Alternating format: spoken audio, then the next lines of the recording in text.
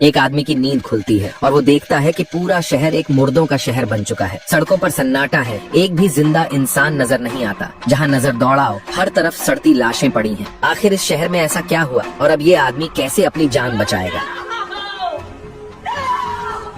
स्वागत है आपका 2024 की नई रिलीज हुई end time thriller film the last earth में। हीरो ऐश एक सिविल जियोलॉजिस्ट है। काम की सहूलियत के लिए उसने अपना घर शहर से दूर पहाड़ों के बीच बनाया था। एक रोज ऐश हमेशा की तरह खदान में खनिज के सैंपल लेने निकलता है। अभी वो अपनी किस्मत पर मुस्कुरा ही रहा था, तभी उसकी हथेली में अचानक तेज जलन होती है। उसे एक जहरीले सांप ने डस लिया था। वो गुस्से में गालियां बकने लगा और तुरंत मदद के लिए फोन करना चाहा, लेकिन मोबाइल नीचे गिर गया। कोई चारा न देख ऐश ने खुद ही अपना इलाज करने की ठानी। उसने चाकू से अपने जख्म को चीरा और जहर निकालने की कोशिश की, मगर ये सिर्फ असर को थोड़ा धीमा कर सका। वो बुरी तरह दर्द सहते हुए घर की तरफ दौड़ा और पानी पीकर वहीं बेहोश होकर गिर गया। ऐश को महसूस हुआ जैसे उसकी धड़कन तेज हो रही हो, नजरें धुंधली पड़ रही थी। एक अजीब सी बेचैनी अंदर तक भर गई। वो कब बेहोश हुआ उसे पता भी नहीं चला। न जाने कितनी देर बाद जब ऐश को थोड़ी चेतना लौटी, उसने देखा उसका हाथ एकदम फूल चुका था, मगर वो फिर से नींद में चला गया। रात में जैसे किसी ने दरवाजा खटखटाया हो। 2 लोग टॉर्च लेकर उसके घर के बाहर आए, मगर ऐश को बेहोश देखकर चुपचाप चले गए। ये नींद तो जैसे अंतहीन थी। बीच बीच में हेलीकॉप्टर की आवाज आती थी। प्यास लगने पर वो पानी पीता, लेकिन अब घर में सिर्फ एक बोतल बची थी। किसी तरह वो बिस्तर से घिसटते हुए उठा और पानी पिया। अगली सुबह ऐश को होश आया। उसके हाथ का जख्म पूरी तरह भर चुका था। किसी को नहीं पता उसने कितने दिन तक सोया। थोड़ा बहुत खुद को साफ किया और ऐश ने फैसला किया कि अब शहर जाकर कुछ सामान लाया जाए। जब वो बाहर निकला तो देखा गाड़ी पर मोटी धूल जमी थी। वो कपड़े से शीशे की धूल साफ करता है, चाबी डालकर गाड़ी स्टार्ट करने की कोशिश करता है। अच्छी बात यह है कि गाड़ी अब भी स्टार्ट हो जाती है। ऐश का घर सुपरमार्केट से ज्यादा दूर नहीं था। गाड़ी की रफ्तार तेज करते ही वो शहर के किनारे तक पहुंच गया, मगर उसे कुछ अजीब सा लगने लगा। पूरे रास्ते में उसे एक भी चलती गाड़ी नहीं दिखी, यहाँ तक कि कोई इंसान भी नजर नहीं आया। ऐश ने गाड़ी सुपरमार्केट के सामने रोकी। सामने ही एक सड़ी हुई लाश पड़ी थी। कुछ आर्मी की गाड़ियाँ भी चौराहे के बीच उलटी पड़ी थी। भगवान ही जानता है यहाँ क्या हुआ होगा। आदमी पूरी तरह से हैरान था। तभी उसकी नजर एक इलेक्ट्रॉनिक बोर्ड पर गई। महामारी फैल चुकी है, कृपया जहाँ हैं वहीं रहे। ऐश को यकीन नहीं हो रहा था। वो फौरन दौड़कर गाड़ी में वापस गया और रेडियो ऑन किया। हर चैनल पर सिर्फ सरकारी रिकॉर्डेड घोषणाएं चल रही थी। वायरस बेहद संक्रामक और जानलेवा है। हर किसी को सतर्क रहने की सख्त हिदायत दी जा रही थी। ज्यादा देर नहीं लगी। ऐश अपनी गाड़ी लेकर अपने माता पिता के घर पहुंच गया। घर में दाखिल होते ही उसने स्वाभाविक रूप से पुकारा, माँ, मगर काफी देर तक कोई जवाब नहीं आया। डाइनिंग टेबल पर अधूरी छोड़ी गई थाली पड़ी थी। ऐश के दिल में एक अजीब सा डर समा गया। जैसे ही उसने बेडरूम का दरवाजा खोला, एक बदबूदार सड़ांध उसके चेहरे पर पड़ी। हिम्मत जुटाकर वो अंदर गया। उसने देखा कि उसके पिता बिस्तर पर मरे पड़े थे और माँ बाथरूम में गिर पड़ी थी। आदमी की आंखों में आंसू भर आए। उसे यकीन नहीं हो रहा था कि बस एक नींद से उठते ही वो अपने माता पिता से हमेशा के लिए बिछड़ चुका था। दुनिया जैसे एकदम अजनबी बन गई थी। दुख को अंदर दबाकर ऐश ने पीछे के आंगन में एक गहरा गड्ढा खोदा। एक एक कर दोनों माता पिता को उसमें दफनाया। कम से कम उन्होंने एक सही अंतिम संस्कार पाया, जो कि 99% मृतकों को भी नसीब नहीं हुआ। उस रात ऐश बचपन वाले अपने बिस्तर पर लेटा, मानो बीते वक्त से आखिरी विदाई ले रहा हो। अगली सुबह ऐश जल्दी उठा और बाहर निकल गया। शायद कोई और जिंदा इंसान मिल जाए, मगर हर ओर बस लाशें थीं। एक भी इंसान नजर नहीं आया। सूनी सड़कों पर चलते हुए ऐश कल्पना करता है कि चाहे 20 साल और भी बीत जाएं, यहाँ की जंगली घास इंसानों से भी ऊंची हो जाएगी। वो सुपरमार्केट में कुछ जरूरी सामान इकट्ठा करता है और तय करता है कि और दूर जाकर देखे, शायद कहीं और कोई जिंदा इंसान मिल जाए। लेकिन शहर से बाहर निकलने वाला पुल पूरी तरह बंद पड़ा था। ऐश को यकीन ही नहीं हो रहा था। वो गाड़ी से उतरता है और देखता है कि आगे लगे अवरोधकों को हटाना नामुमकिन है।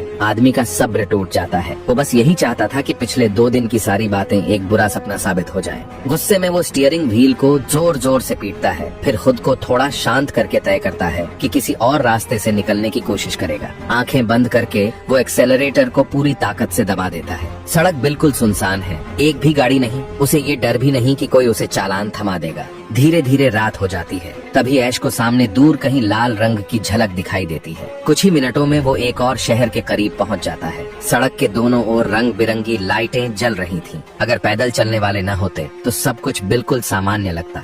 ऐश शहर के सबसे बड़े मॉल में जाता है। अगर कोई और जिंदा है तो जरूर इस तरह की जगह को ही ठिकाना बनाएगा। आखिरकार वहाँ खाना, कपड़े और मनोरंजन सब कुछ है। मगर अफसोस, उसने हर मंजिल छान मारी मगर एक भी जिंदा इंसान नहीं दिखा। क्या वाकई पूरी दुनिया में अब सिर्फ वही अकेला बचा है? ऐश मॉल की छत पर बने ओपन एरिया में जाकर नहाता है। नहाने के बाद वो तौलिया तक ओढ़े बिना ही बार काउंटर की तरफ दौड़ता है, शराब की तलाश में। बस जैसे ही वो ग्लास उठाने ही वाला था, एक केबिन से किसी औरत की आवाज सुनाई दी। ऐश की खुशी का ठिकाना नहीं रहा। ग्लास तक उसके हाथ से गिर पड़ा। 2.5 दिन की तलाश के बाद उसे आखिरकार 2 जिंदा इंसान मिल ही गए। उसके दिल में ढेरों सवाल थे। बातचीत के दौरान पता चला कि ये दोनों लोग बाहर के शहर से काम के सिलसिले में यहाँ आए थे। वो होटल में ठहरे हुए थे, तभी वायरस का कहर टूट पड़ा। ऐश ने टाइमलाइन का अंदाजा लगाया। सांप के काटने से लेकर अब तक कुल 3 हफ्ते बीत चुके थे। मर्द बचने वाले ने, जिसका नाम मीटर था, अपना मोबाइल निकाला। उसने अब तक की सारी घटना रिकॉर्ड कर रखी थी। रोग नियंत्रण केंद्र ने पहले एक स्तरीय आपातकालीन चेतावनी जारी की। इस वायरस का पहले कभी नाम तक नहीं सुना गया था। इसकी संक्रामकता और घातकता इतिहास में सबसे ज्यादा थी। सभी एंटीवायरल दवाइयां बेअसर साबित हुई। शुरुआत में सरकार ने सच्चाई को छुपाने की कोशिश की, मगर जब हालात बेकाबू हो गए तो यहाँ तक कि सभी स्तर की सरकारों ने काम करना बंद कर दिया। महिला सर्वाइवर यानी पूरे यकीन के साथ कहती है कि ये वायरस अब पूरी दुनिया में फैल चुका है। मानव जाति लगभग विलुप्त हो चुकी है। उन दोनों के जिंदा बचने की वजह शायद यही है कि वे लाखों में एक इम्यून लोग हैं। ऐश इस सच्चाई को मान नहीं पा रहा था। उसने तय किया कि वो और जगह जाकर देखेगा। क्या वाकई ये दुनिया ऐसे ही खत्म हो गई? लिफ्ट का इंतजार करते हुए ऐश थक कर दीवार से टिक जाता है। असल में उसके मन ने इस हकीकत को स्वीकार कर लिया था। वहीं लेटकर उसने रात बिताई। सुबह उठकर उसने फिर से दोनों से बात करने का सोचा, मगर चारों तरफ देखा, कहीं कोई नजर नहीं आया। क्या कल जो हुआ वो सब सिर्फ एक सपना था? अच्छी बात ये थी कि ज्यादा देर नहीं लगी। उसे यानी महंगे कपड़ों वाले सेक्शन में मिल गई और मीटर पास में नाश्ता तैयार कर रहा था। उसने कहा कि ये आपदा शायद धरती की खुद को शुद्ध करने की प्रक्रिया है। आखिरकार इंसान ने धरती पर बहुत गहरा असर छोड़ा है। एनी के जानने वाले सभी लोग वायरस से मारे गए थे। मीटर के साथ भी ऐसा ही हुआ। इसलिए दोनों साथ रह रहे थे, सिर्फ साथ जीने के लिए नहीं बल्कि एक दूसरे को संभालने के लिए भी। मीटर को लगता था कि अब इस धरती पर सिर्फ वही दोनों बचे हैं। अब जब एक तीसरा इंसान मिला तो ये वाकई जश्न की बात थी। ऐश ने अपनी दिल की बात कह दी। वो यहाँ हमेशा के लिए नहीं रुकना चाहता।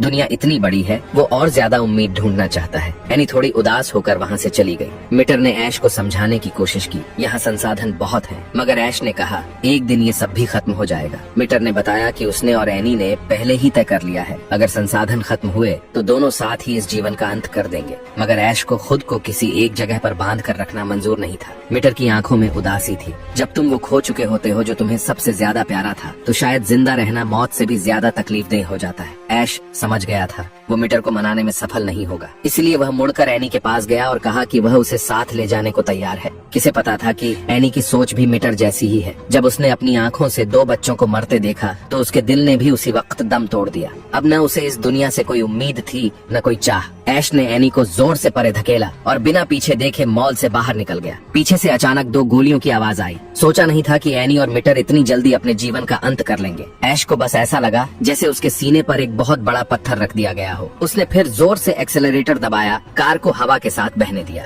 अच्छी बात ये थी कि उसने पूरी तरह अपना होश नहीं खोया था। दूर से उसने देखा सामने कोई जिंदा चीज खड़ी थी। ऐश ने अचानक ब्रेक मारा। वह एक छोटी पीली कुतिया थी। बिना पूछे समझ आ गया कि ये किसी की नहीं है। ऐश ने सीधा उसे कार में बैठा लिया और उसका नाम रखा लाख। इंसान और जानवर की ये जोड़ी शहर के सबसे बड़े पुस्तकालय पहुंची, जहां ऐश ने अपनी पसंद की किताबों का ढेर लगा लिया। इसके बाद ऐश लाख को लेकर वापस अपने पुराने घर चला गया। जब तक कोई ठोस मंजिल न हो, उसने तय किया कि शुरुआत वहीं से करेगा जहां सब कुछ रुका था। शायद यही कायदे से जिंदा रहने का तरीका है इस दुनिया में। ऐश ने तो ये तक सोच लिया कि वो और लाख जिंदगी भर साथ रहेंगे, बस इस शर्त पर कि जो पहले मरे दूसरा उसे खाए नहीं। कब 1 साल बीत गया पता भी नहीं चला। अब ऐश हर रोज वही नीरस मगर बेहद मायने भरी जिंदगी जीता है। सुपरमार्केट के खाने की चीजें अभी भी इस्तेमाल लायक थीं। उसका काम बस अपनी सेहत बनाए रखना था। पहले तो ऐश को अकेले रहना बहुत पसंद था। इसका मतलब था पूरी आजादी से सीखना, कभी भी शांति का लुत्फ लेना। धीरे धीरे वो इस दुनिया के नियमों का आदी हो गया और अब तो उसे यह सब बुरा भी नहीं लगता था। तभी एक दिन उसे कुछ अजीब दिखा। करीब की एक इमारत से धुआं उठ रहा था। 1 साल के लंबे इंतजार के बाद वो फिर से एक सर्वाइवर से मिला। द ग्रेट अर्थ की पहली कड़ी की कहानी बस इतनी ही थी। असल में ये शो नाइटमेयर बैरियर का सीक्वल है और इसके फिनाले के बिल्कुल अंत में 10 मिनट का ट्रेलर भी चलाया गया।